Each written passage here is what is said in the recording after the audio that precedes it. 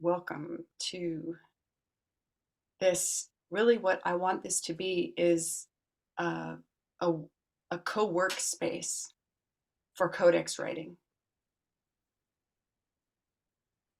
And and this comes from having spoken with you already and and got this clarity that part of the necessity that you have, and let me know if anything's changed for next steps for you in getting clear about like what you're looking for. What does a bridge house, what does bridge house mean for you? What do you want as a person who wants to live in a bridge house? And this this possibility came up when we were talking before, and it was that there's, in a way, there's a personal codex of the bridge house that I want to live in, this and my life as a game world. And and then when it comes to reading codices of other bridge houses that you might want to live in, you have that clarity about what you're about, what you want, what your archetypal lineage is, and where you're at on your path, and to consider, um, do they fit together. And I have started writing the codex for the bridge house I'm creating on the Sunshine Coast of BC, and I haven't looked at it for a while, and I feel glad to have, saved it for a kind of real time co-work space. This is, yeah, this is, I love it when, even if there's not a lot of talking, that to go into a space to work alongside someone else who's writing in a space with a purpose that matches, that somehow it already brings more to the space than when I do spaces alone. Definitely a cool thing that I love to make the most of. Is there anything that you want to report about how it's been going since we talked on whatever day that was? Yeah. Um, I want to reflect what came to me when you talked about co-working on something, and there's a project that I'm thinking about doing here, some installing some mini blinds, and I want my friend to help me with it, and it would help to have two people, but more importantly, it's more fun with two people. With Yeah. and so that's what came up for me, and I'm uh, I'm the I'm in the same space before as far as bridge house development and focus goes, and we discussed that one of my necessities is that the people in the community would have tools for shifting out of low drama, Yeah. and I just want to tweak that slightly to say that they also have the desire to shift out of low drama Oh, cool. and the desire. You mean they you found out from them that they want that? No, I haven't really spoken with the people in this community here about that specifically, but I realize that just having the tools isn't enough if you're not. Willing to use them. Yeah. Yeah. Yeah. Yeah, I feel glad to hear you add that distinction, because when I think of some of the experiences I've had where the people at bridge houses, when it came to this part where the bridge house team asked someone to leave, in at least one case it was very much this, where they had the tools, but they they didn't, they weren't willing to use them. And actually, this gives me a possibility for another time, but I'm realizing that this wasn't a question that was put clearly to them. Was, you know, mm,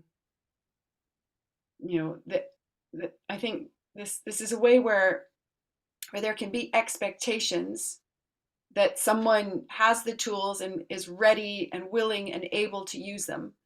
And Mhm. when it turns out that they're not able to use them, are they are they ready and are they willing to practice using them? Mhm. And I wonder what might have happened if the possibility of saying something like, hey, I assumed that you were ready, willing, and able to use these tools, but Mhm. what I'm Yeah. making up is that you're actually not willing to use this tool, and this tool, or whatever I saw more clearly. I wonder Yeah. what might have changed. Yeah. And even if they had started with the desire to use them, things might have shifted in them and they had lost the desire. And if they recognize that, then it brings clarity and you can Yeah, move forward in yeah, whichever way is appropriate. Yeah. yeah, yeah. Also comes to mind times when I had tools, but I was in some kind of reactivity, and in that reactivity, it wasn't so conscious, but I didn't want to use the tools, else I would have wanted to use them. And I think that how that goes for me sometimes is that it's almost like my gremlin takes me out of remembering that I have tools and I can use them, and takes out the me wanting to use them when I'm using my anger to mix with sadness and fear, or this gremlin joy, when my gremlin's like, well, they should be using the tools, they're not using the tools, why do I have to? I want them to be the ones who hold space for me, or ask me the empowering question, or and I can often end up just being in this really defended posture or attitude, forgetting that I want to use the tools. Mhm. Wow. Yeah. And if somebody asks you that question, then you could explore and it could open up new possibilities. Yeah, yeah. Mm. Cool. Yeah. And my experience with uh creating new organizations, the I was deeply involved with creating the mission statement, and it was very short, but I think with a mission statement and a vision statement are might be the two most important parts of the whole thing. Will you So say I'm more hoping, about the importance that you see of for the vision and the mission statement? oh, because everybody's got ideas in their head about why they're coming together, but until you reduce it to words, then you'd be if it's even if it's just two people, it's chances are you don't have the same words in your heads and same expectations and the same desires. Um, and just speaking um, informally about things can flush out how aligned the desires are, but putting it down on paper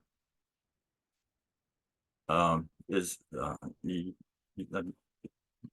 it takes it's like 10 times more clear once you do that. Yeah. Thank you.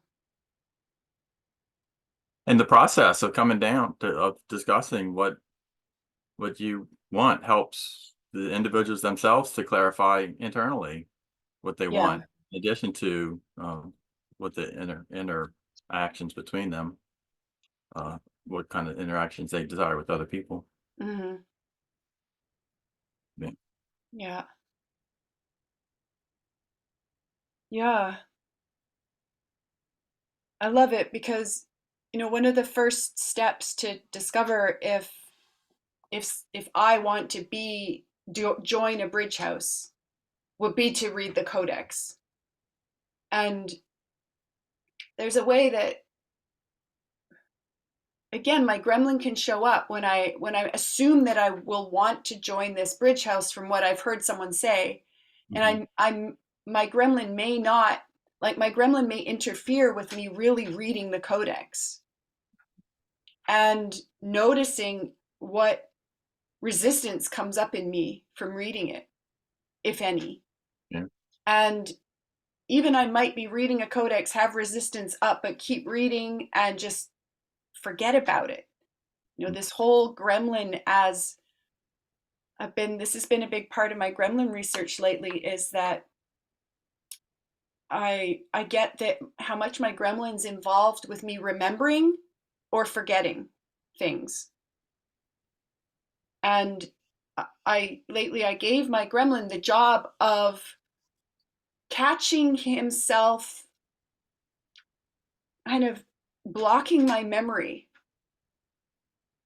And it it it made me more clear about how he also sometimes blocks impulses to say something about something. And so then I let these things slide. And this brings right now, what this is bringing is just the importance of asking for people's resistance to the codex as a person sharing a codex, and on the other side, like, really noticing resistance and writing it down and bringing it to the people. And I think this is also where having my own codex for the bridge house I want to create, or I want to live in, or I want to exist, is helpful, because then I have clarity about what might be missing from the codex I'm reading. Because if I haven't done that clarifying for myself, I might not miss, I might miss that clarity isn't there. Hmm. And then to bring it to the codex writers to say, hey, I noticed when I was reading the codex, I had some resistance about how you wrote this. Either, what do you really mean when you say that? What do you imagine this will look like as the day-to-day life of the bridge house is unfolding? And then there's a part where each person can have their own unique purpose about why they want to join that bridge house at that time. Hmm. And again, it might not really be part of the purpose of that bridge house, but it might work still Hmm. alongside the already declared purpose. And yeah, something comes to mind again about one of the cases where I was in a bridge house and someone joined and then was asked to leave. Some clarity that came during that process was remembering what they had said was their purpose for joining. They wanted to do a lot of research about uh, weaving possibility management in with dance and the arts. But the only people at the Bridge House to weave in research about dance and the arts were the team there, because it wasn't the kind of bridge house where there was a lot of village weaving going on and a lot of collaboration with the surrounding community. And so there was this moment where it's like, well, it doesn't really fit with your purpose for being here for you to stay, because there's the only people you have to dance with are us, or do theater with are us, and you're not getting yeses to your offers to join you. So Hmm. yeah, that brings an example of how things can go together, but they also cannot work out. And it's not anyone's fault. It's not wrong. It's not bad. And it's still something that can be missing and end up, just not working for a particular bridge house at a particular time. Hmm. I propose that we go ahead and kind of open whatever we're using to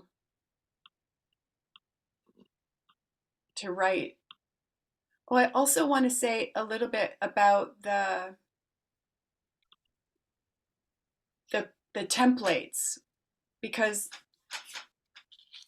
my codex writing, I've been using the template that I mentioned in our call together, so I want to bring that into this space.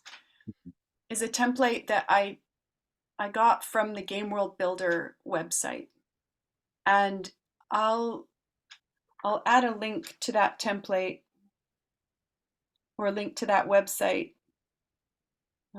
Game World Builder with the Codex template. I'll add it to the show notes when I post the recording. So that's there. And did you, Mike, did you start writing a codex yet? No, I started to review your personal codex to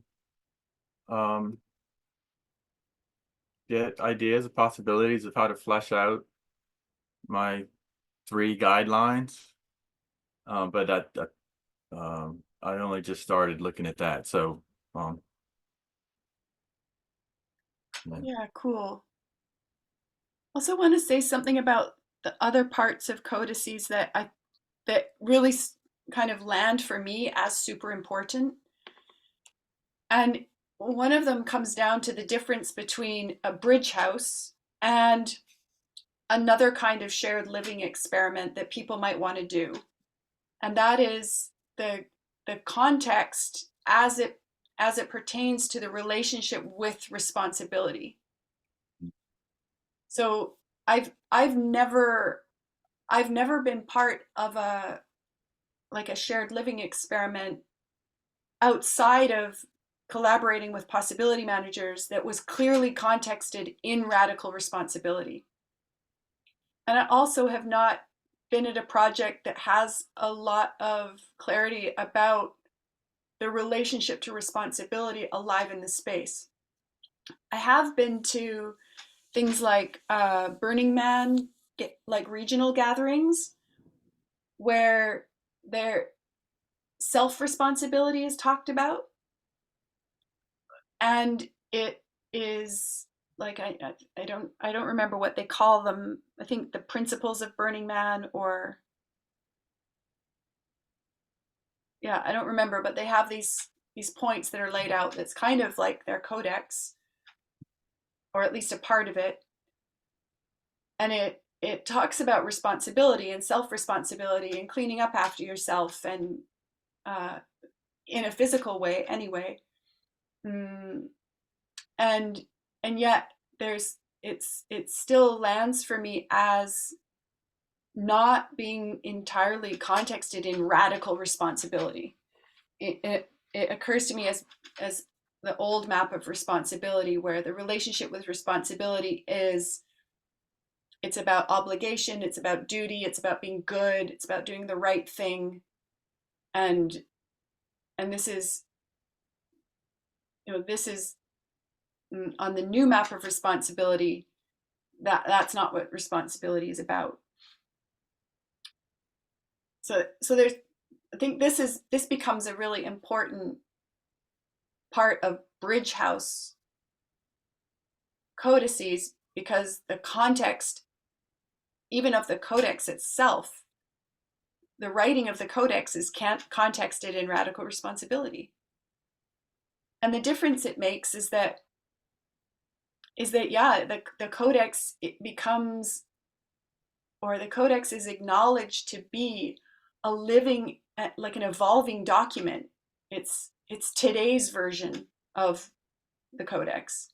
And if someone were to read it and say, I have resistance to that because it doesn't land for me as being contexted in radical responsibility, then the codex writers, I would anticipate, would be like, wow, thank you for catching that. We didn't get that maybe had a parental kind of flavor to it, or it might be someone is reacting rather than, they might discover that the resistance they have is emotional resistance rather than rather than the feeling of resistance about the here and now and what's written here. They might be kind of projecting onto the what's communicated in the Codex and making something of it that is not necessarily there. Should we assume that the viewers understand what radical responsibility is, or would it be worth going into that? Because to me, the shorthand of what comes up is that I'm responsible for the space I inhabit, and that includes the culture ultimately. But I think it's more complicated than that. It's there's a lot of territory. Like there are a lot of distinctions in a context of radical responsibility that don't exist in the, or that aren't kind of lived from Yeah, in in the on the old map of responsibility. yeah. And So that might be a whole nother talk. yeah, I mean it's it's it's training in progress, including in here. Like I haven't got radical responsibility sussed entirely at all. I'm because it's really about applying it in the here and now. And there's more distinction to grow in me. There's more inner structure. And so I think I guess what I want to say is like even if we made this whole hour and a half or hour more about bringing distinctions about radical responsibility, it would I'm not sure it would mm, be such a great use of the space because Mhm. they're in a way it's such an ongoing research how to shift myself into the context of radical responsibility, how to source a context of radical responsibility. Yeah, And so yeah, what I want to do for now for the purpose of this space and so that codex writing can really be still what the purpose that's alive is to just kind of point that way. Like I'll also link the website, the Radical Responsibility website, and anyone viewing can go there and mhm. if they want more about radical responsibility, go there. And I mean that there's experiments on that website and a lot more theory and links to for people to at least in their mental body start fleshing it out and then start to discover ways to experiment so they can really grow that inner structure. Yeah, yeah, yeah. And if you have a codex with a mission statement or vision statement, then that's going to focus the direction more, and then it would probably be more meaningful to explore radical responsibility in relation to that specific direction because it's so broad that it would help to focus it first. So yeah, let Yeah, focus more on the codex. cool. And some other elements of codices that I've really only seen in codexes that were written by people who are using and studying possibility management are to include the bright principles of of the teammates and then distilling what the bright principles of the bridge house are. And in my codex for the bridge house here in BC, so far I'm the team. So right now the bright principles of the bridge house are my bright principles. Mm. And also I've noticed just in the last month or two that my bright principles have started to like evolve or yeah, so there's been some changes and I'm experimenting with a different list than I had been declaring as my bright principles. And there are, yeah, I that's actually, I'm going to write that down because that's something that I want to bring to a possibility management trainer next steps for evolving this list of bright principles that I've been, yeah, there's something's changed. And then also in regard to, yeah, these distinct differences, codexes, I've never seen codex where bright principles, there might be values, but values are not bright principles. And bright principles are not, well, bright principles probably could be considered values, but there are some values that aren't bright principles. Mhm. And then also to have clear in the document, in the codex, what are what are the shadow principles of the game world, Hmm. and that, you know, would be related to the shadow principles of the team, Yeah. which is pretty, I've never seen anywhere except possibility management game worlds declaring what their shadow purpose and shadow principles are.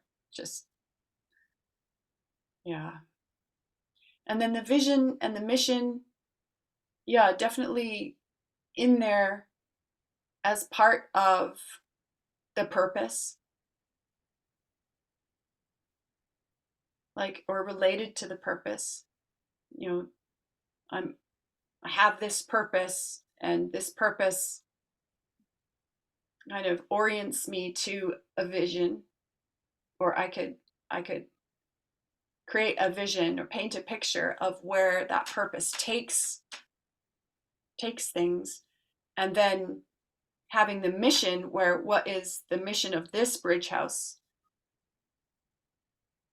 when it comes to having that vision become something that exists Hmm. or is empowered to exist. Hmm. So those, yeah, those things add to the list of kind of key components of the codex, and I will check that those are all in the codex template that I use, because I'm having a little bit of a nagging memory saying something like, there were some of these things that weren't in that template that I added later on, and I, when I looked at other examples of codexes and game world building tools, and I see this next heading in the codex that I have drafted for the Bridge House in BC, which is this list of assumptions about how things work. Hmm. And this was fascinating, like, for me to really delve into, to realize that there are these assumptions about how things work, and that when, if someone comes into the bridge house and doesn't have those same assumptions about how things work, it sometimes it can work, and sometimes it can just uh, like, something happens where if their assumptions kind of go somehow, like, run into the assumptions about how things work that are alive in the bridge house. mm, you know, I there was an example where, like, there was someone making distinctions about masculinity and femininity, and part of my personal assumption about how things work, it doesn't include a lot of distinctions about masculinity and femininity. And that's partly because I assume that when some people talk about masculinity and femininity, that there are examples of people who would have it the other way around, and or that would attribute masculine qualities to something else that had nothing to do with men. An example of that is like a woman who can use her anger and has a lot of clarity. There might be people who regard distinction and clarity as masculine. Mhm. And I wouldn't I wouldn't kind of genderize clarity. So this comes for me a little bit under this in this territory of assumptions about how things work. Mm. And yeah, and then there's so many other things in this template that just really shape, like give headings about things to get clear about, like mm, is this game world a nano nation? Wow, great question. Is your game world a nano nation? Is Who is in which circle? What circles are there? Who is the space holder or the steward of each circle? Who is stewarding what? That's something actually I would want to add, is this whole stewardship distinction, which in a way is kind of come out lately. And then what are the decision making procedures? Who owns what? Which is an interesting question, because in the Bridge House Game World Codex, in the Bill of Wrongs, there was this something about ownership is, or at least land ownership is, uh, what's the word? Mhm. Like not Forbids allowed. ownership of land. Yeah, and I get it when it comes to like land as defined as, the property enclosed by a fence or by boundaries, and in some ways any matter is it's come from the land. So what about this whole ownership? So I wondered about changing that to who stewards what, Mhm.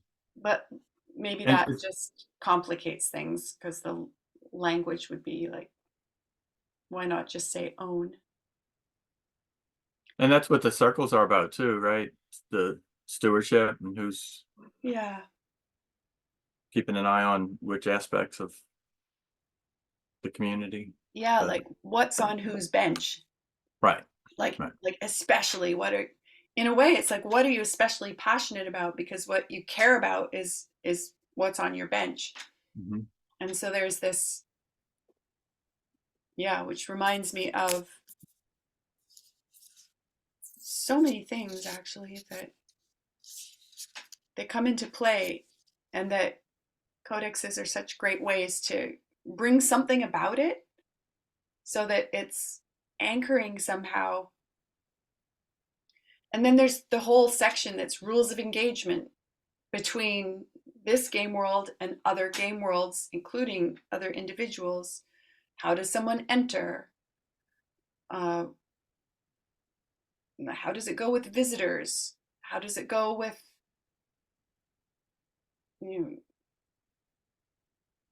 overnight visitors? How does it go with, what are the currencies of the game world?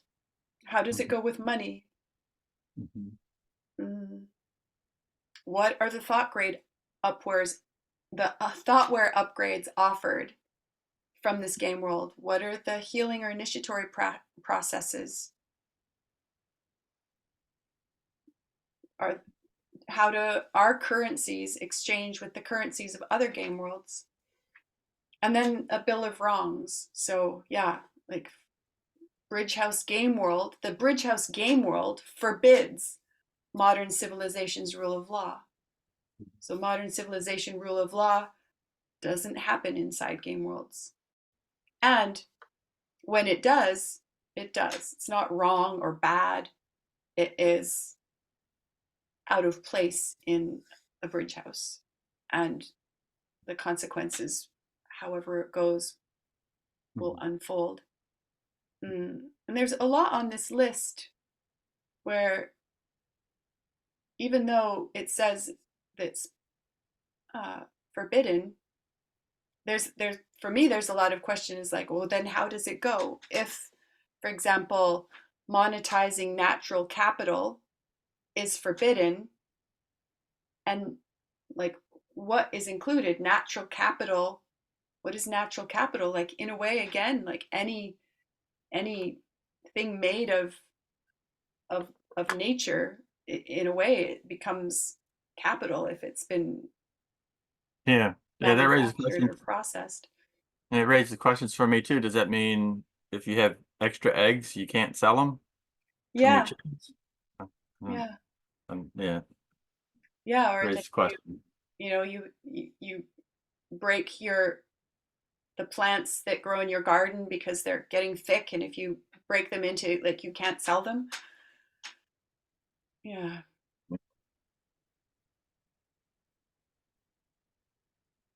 And maybe it's more less of a you can't sell them to it's the attitude with which you do exchange currencies. In any case, lots there's lots about that. There's lots to get into. There are so many questions. I'm surprised that more conversive views between people who want to join a bridge house and the bridge house uh, guardians.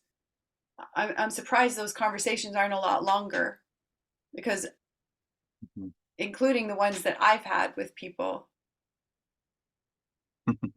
And I'm not so sure that these were included in the codices of the bridge houses that I've been part of. I may be wrong about that, but I don't remember specifically seeing them.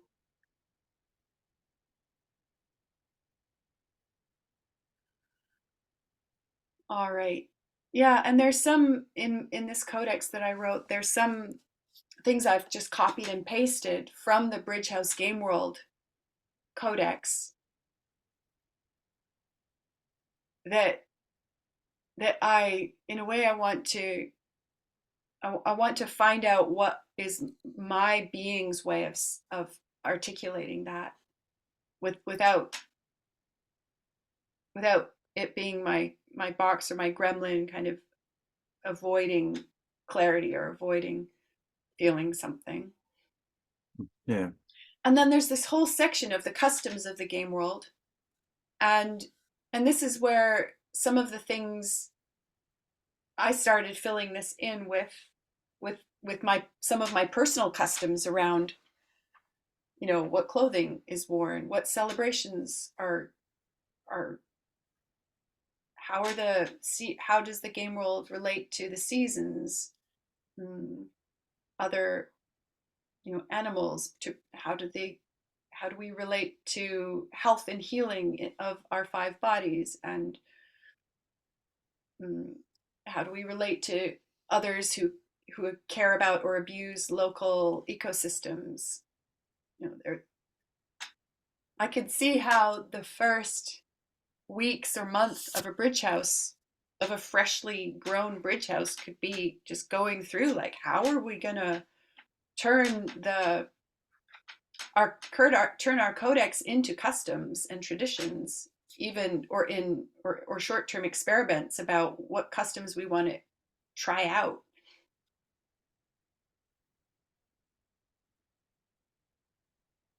Yeah, which just is reminding me how much fun it is to live in a bridge house and have little systems kind of evolve, and then have people use uh, resistance decision making, make proposals about how it could go differently, and have a quick like little convergence of resistance decision making to create a next experiment about how really very simple things sometimes might go, logistics about how the kitchen's set up, or Mhm. how the the the food waste gets turned into compost, gets turned into soil, gets turned into there's so many cool Or if you, developments happen. if you let the dishes dry on the rack, or are you supposed to dry them and put them away? Is that's the Yeah, and custom, it's huh? not about supposed to. It's about like what do we want for our kitchen? What do we want for the space? Yeah. So yeah, I mean, going through this codex as I'm looking at it right now, I'm turned on to read it more closely or have someone else read it, maybe you, and It, uh, find out like what resistance comes up in you so that I can get clear about what I might want to clarify. Mhm. Mm, And for the viewers, do you have a table of contents that you could just share on the screen so they'll have yeah, that's a great like a idea. snapshot of the overall structure?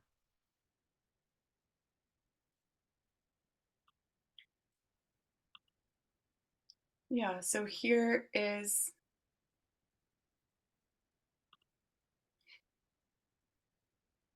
the Google document that I have been uh, developing the codex here.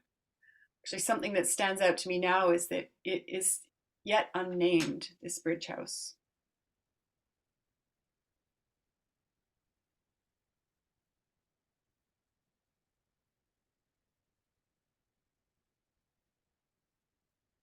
Mission, shadow principles, assumptions,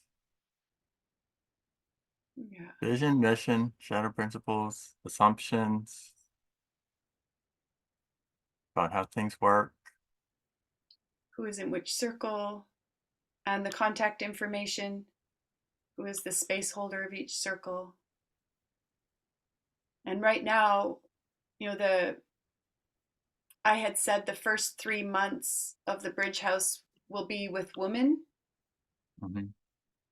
and that the context deepening circle is open to men. And these are a list of names of people who joined the context deepening circle that I created. And here's the Telegram group link to that. Mm. And when it came to other nodes or other circles, I could I could Mhm. anticipate nodes that might exist, like guardians of the codex, and Mhm. so far I'm taking care of everything, and I love that, and I can do it, and I'm glad about it, and I would love to start working with others who are committed to this bridge house existing and coming to it to get clear about. I mean, a big question is, where will it happen? Which building will the bridge house happen in? And right now, with this new negotiation my mom and I had, where I can already invite a woman to stay here, and it doesn't need to be someone who's committed to staying for months and months and months. So that opened things up to me inviting people who aren't going to stay to source the bridge house, but they might be interested in learning more about bridge house by being here and being alongside me while I'm doing this foundation work. Oh, I have a celebration, which is that I was at a meeting today and I met a woman who has a bunch of bikes, and this is something that I want for myself, for the bridge house to have, are a fleet of at least bikes, maybe a motor vehicle or two.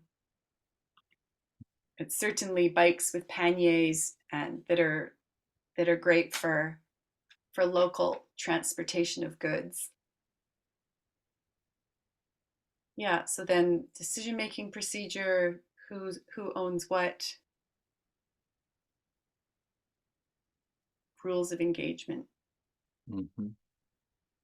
How does someone enter the game world? The money part about that, visitors.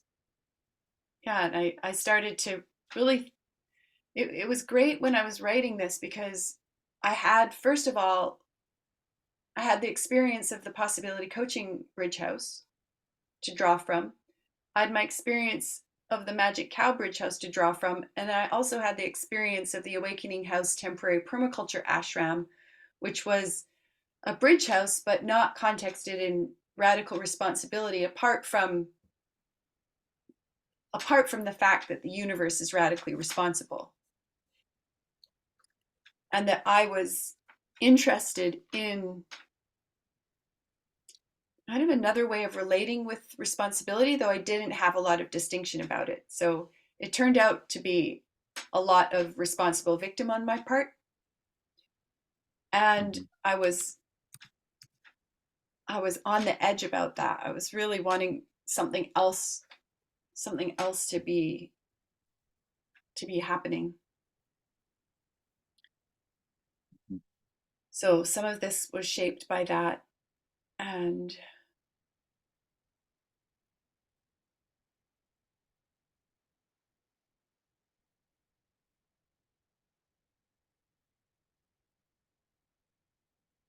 yeah, and on it goes. And the Bill of Wrongs, I think I already said this, that's one of the sections that's just copied and pasted from the Bridge House Game World Codex. Mm-hmm.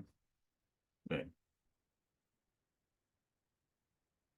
Yeah, and then this a little bit about the Bridge House Bill of Wrongs does not pretend to abide by natural law.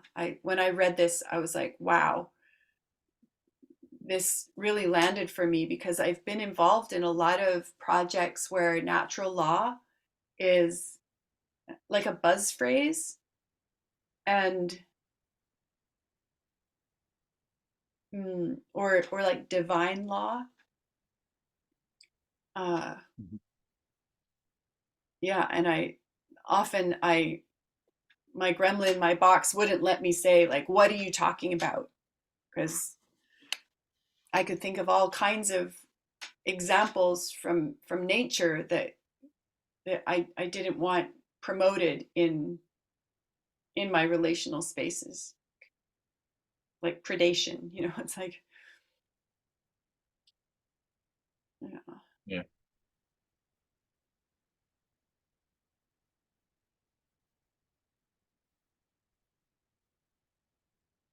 Yeah. So then I got to the customs of the game world, and I just experimented with writing different things that seemed to come from my archetypal lineage in the area of health and healing. There were, and also because one of the in the Bill of Wrongs, something that's forbidden is insurance. So how does that go? And there are ways where even though things are forbidden, I may choose to still use those tools from modern culture because there's not something else in place, and it would be irresponsible not to have something else in place before opting out of insurance, for example, for motor vehicles.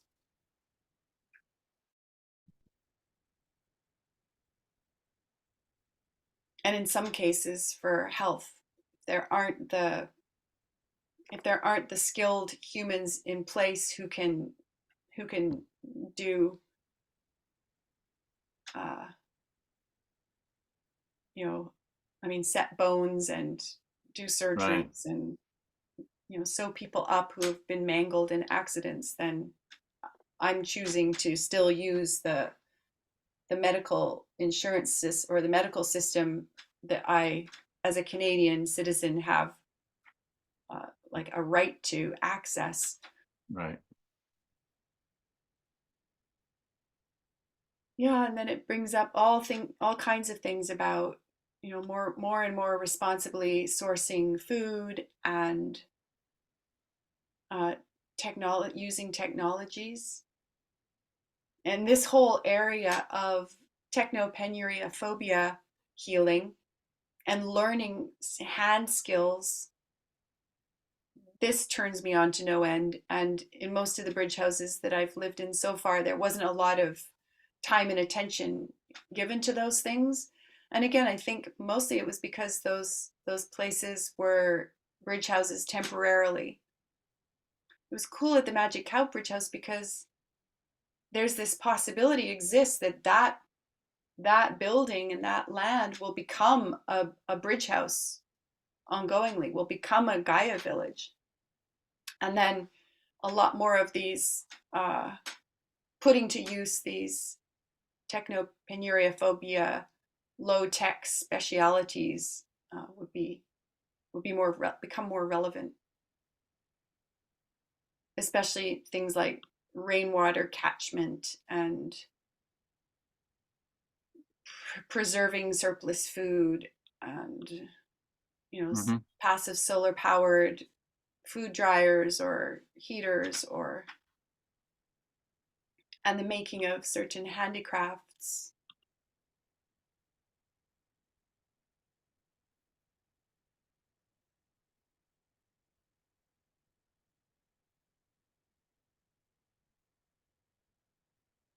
Yeah, what are the modes of transportation? What are the sources of water and how's that cared for?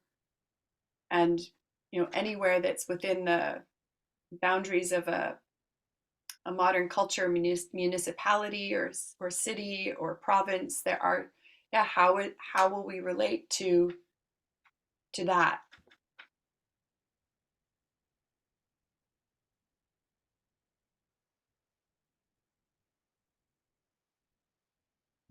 What about children? There's this amazing question: to what degree is the media allowed to contaminate our game world context? And then the legends. What are our legends and creation mythologies? I love that question. And I love that, yeah, even this call and this recording become artifacts of the Bridge House game world and also of the become part of the creation story of this bridge house that I'm building and the one that you will end up at. And then authentic adulthood initiatory processes. This is I'm so turned on by some of the things that happened at the Magic Cow Bridge House. It became an incubator for Devin Gleason to take a big next step in becoming an Expand the Box trainer, because the Bridge House became the space where his practice ETB happened. And the whole team was in on it. And this was so cool. It was, often when I have read this before, how does our game world provide authentic adult initiatory processes to teammates? I had really been limiting my scope to the kinds of initiation processes that happen in EHP dojos, maybe in Expand the Box trainings that then can be used outside of Expand the Box, or in possibility labs that can be used outside possibility labs. And I hadn't even got into the territory of, wow, well, what about other initiations for trainers in training? So that blew out this whole new territory. It was so cool. Yeah, and this last one that's here: how do our four archetypal lineages meet and organize to empower each other to take care of our game world and each other? I mean, in a way, this whole draft is trying to answer that question. Hmm. And then a logo and flag.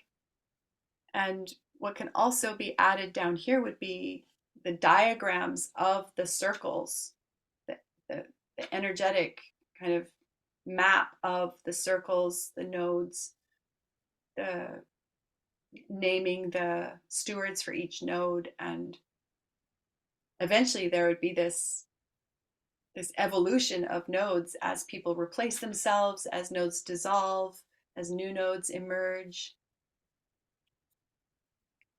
Yeah. All right, I'm going to stop that share.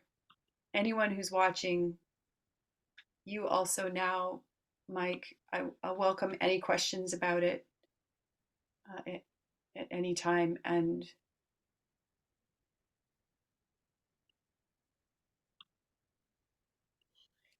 Well, the process, I watched two trainings recently for continuing legal education, and one was on negotiation and one was on brief writing.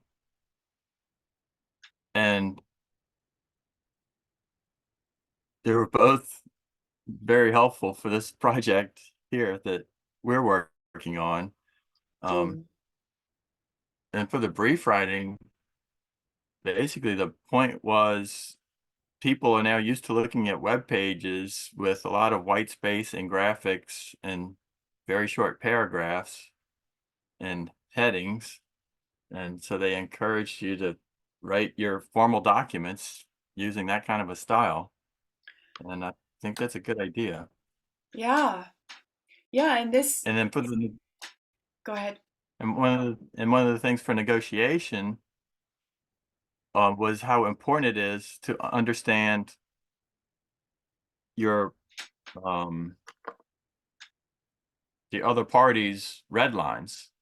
So you draft a proposed agreement, you send it to them, and they mark it up with the red line of what do they want to change.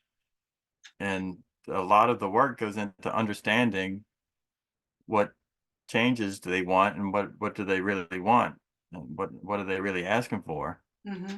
And so that would be a really clear process we could use that I could, if I had questions about anything or suggestions about anything, I could just type them in with track changes turned on, and then that would create a red line and we could just discuss everything. Yeah. And it sounds like that's in a way that is resistance decision making, Mhm. because Yeah. it's, oh, I have resistance to what you've written. Here's my coaching, or Yep.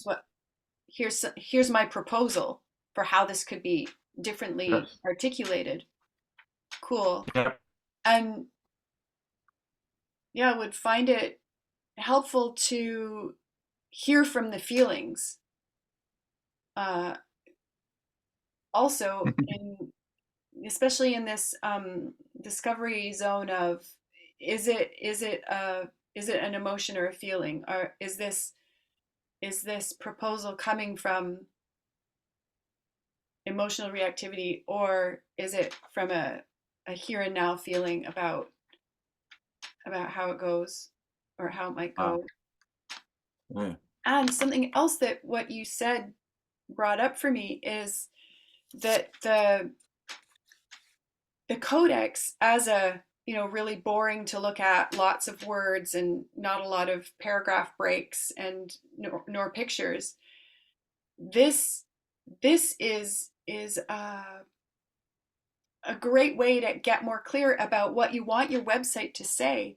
And there might even be parts that are cut and paste into the website, because it, so that it conveys the really the clear bones of the codex, Mhm. maybe without including certain things, Mhm. or maybe with a link to, if you want to read our like cut and dry codex, here it is.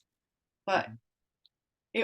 it would be something to check for if there's any like discrepancies between what's conveyed on the website and what's declared in the codex.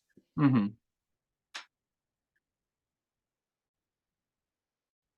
So yeah, this is cool how codex writing becomes a springboard for website creation, and website creation can also become, it can go the other way too. Yeah, the general public might not have the distinctions to understand some of the language. So for the website, the language might not be identical, but some of it could be. Yeah.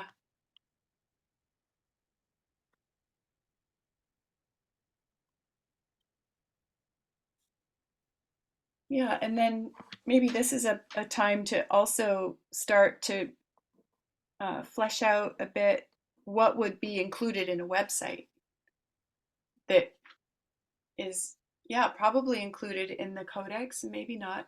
I mean, contact information. Hmm.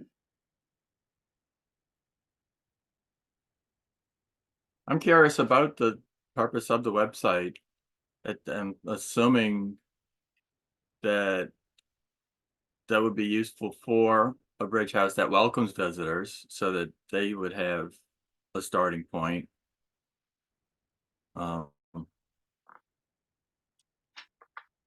but otherwise, I'm not sure if you would need a website.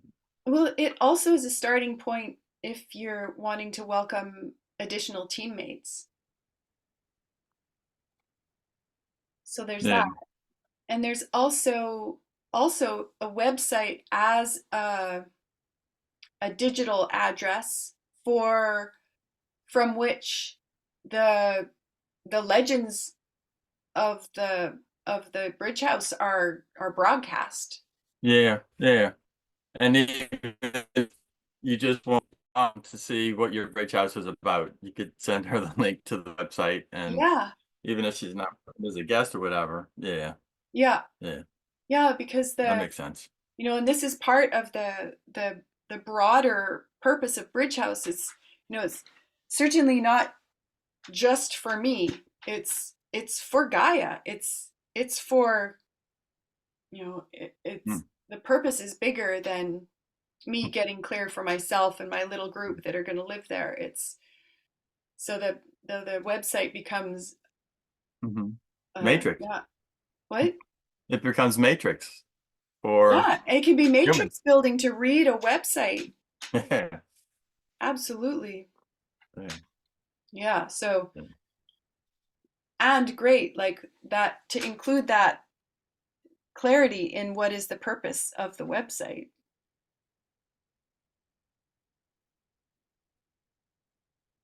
or what consequences, what results are kind of empowered by the website. Cool. Mhm. Wow.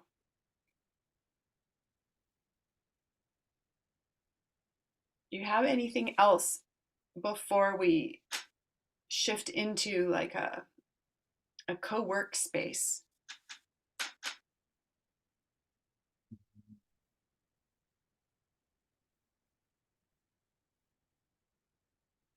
No, All right. Hmm.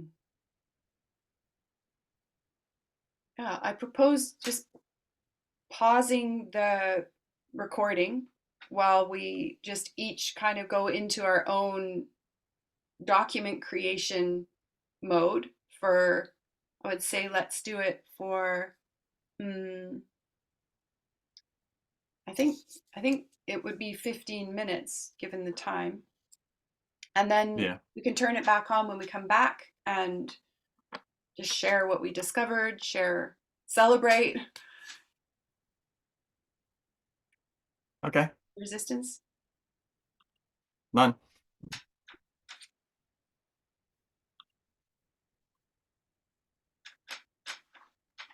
We're back. Mike, what gold do you have from that pretty brief? But wow, I'm amazed how much I got done actually in just 15 minutes. What do you have from your workspace? I started on my personal codex, and also a vision for myself, and a vision for my bridge house, which I'm calling Eastwood. Um, and mostly I focused on the vision for Eastwood, and some bright principles for myself and for Eastwood, and they weren't exactly the same. Hmm. And I think Eastwood wants another principle or two. Mike, have you But that's done have you done a bright principle distillation process? I have not completed one, no. I've started one, and there are six that I've been playing with since then for a few months. And Oh, just today, um, I put them in an order that um, I think will be helpful. cool. And I'm remembering, am I, correct me if I'm not accurate here, but I'm remembering that you're going to be at a lab again in the not too distant future, right? Yeah, they're coming back to Austin, Texas. I think it's in May, and I was scheduled for training in February that isn't going to happen. Yeah. So I have until May so far. Wow. Because in, yeah, that would be a great chance to ask one of the trainers to hear you declare your bright principles and give feedback about that. And Yeah. yeah, I can't remember what the word is to like confirm them or declare them Hmm. and really start like the next phase of working with them to build mass for each of them. Yes. Cool. Mm. What else did you discover anything new as you did that writing?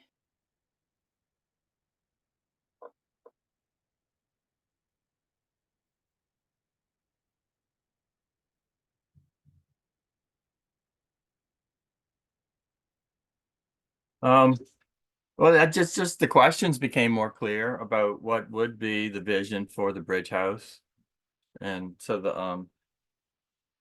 the questions got more clear. Like, what would be the bright principles?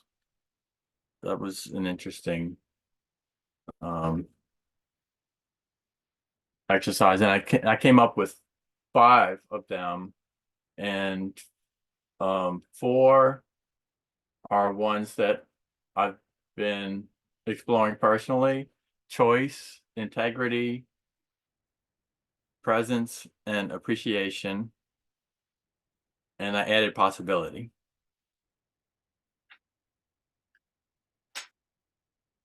Thank you. Right on. Yeah. And what about you? How did your 15 minutes go? Yeah, I loved it. It was there's just so much joy to know go back to the beginning, like start over with the draft and get even more clear. Some of it was about taking out extra words that were just redundant and just muddied things. Uh, some of it was about I got to the part where I suddenly realized, you know, when I'm declaring that the research of the bridge house is this.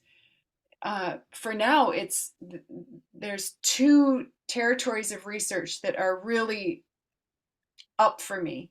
One is this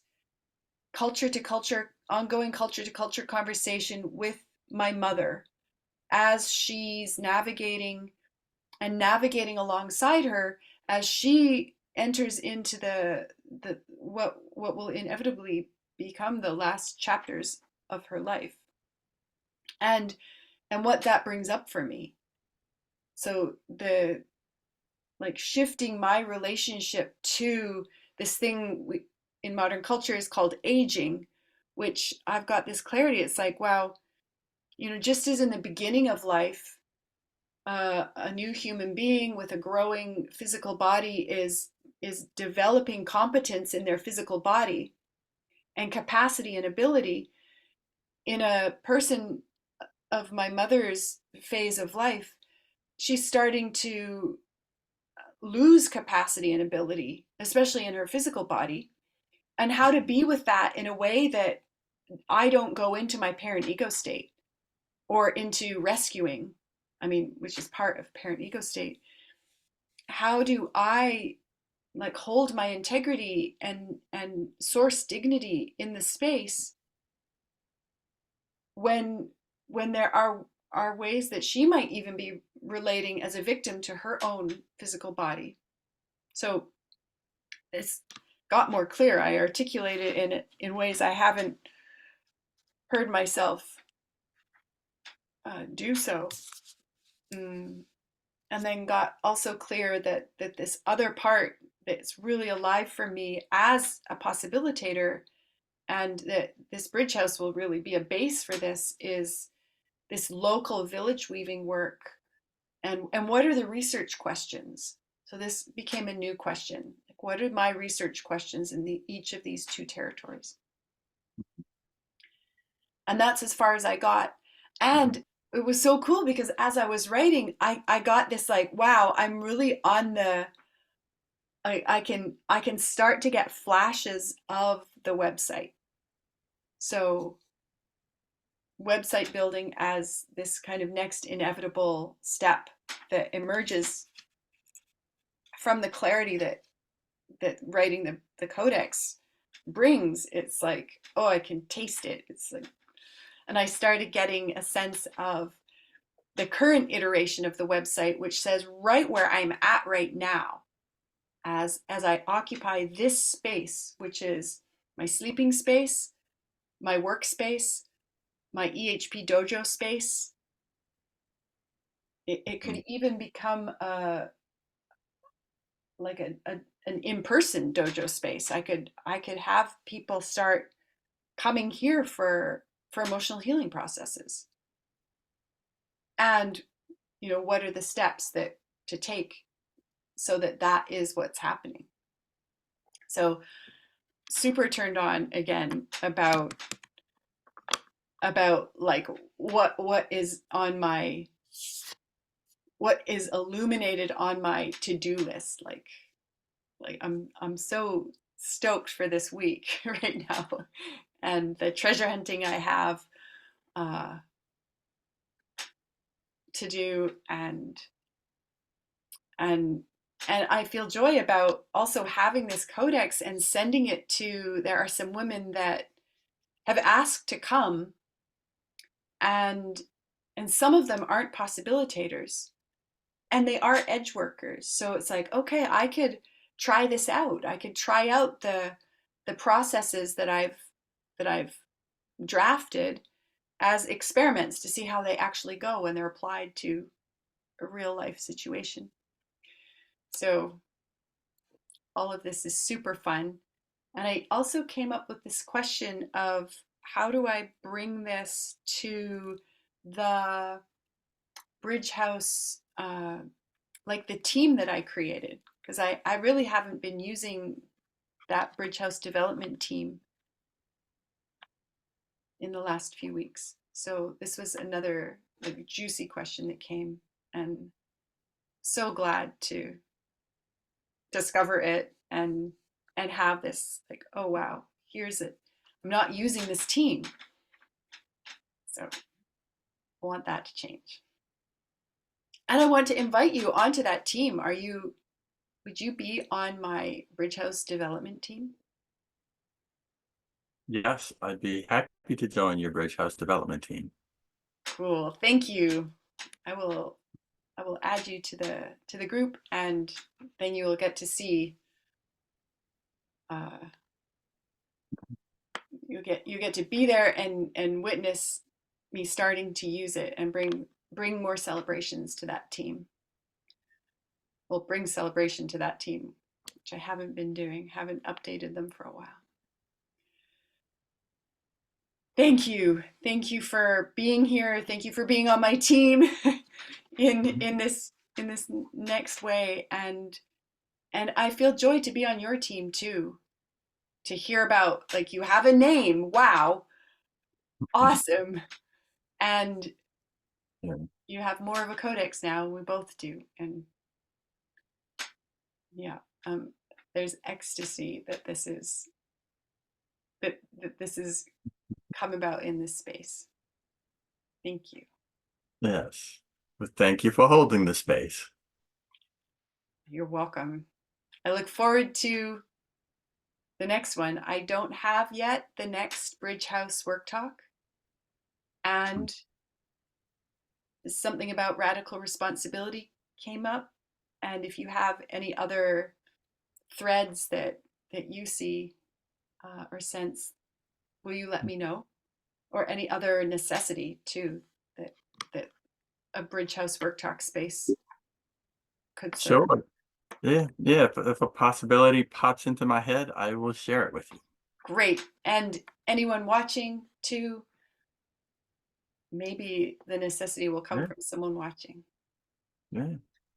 So I look forward to the next Bridge House Work Talk space and having more, yeah, workspaces, co-work spaces about building Bridge House, taking practical steps. Thank you. Goodbye for now.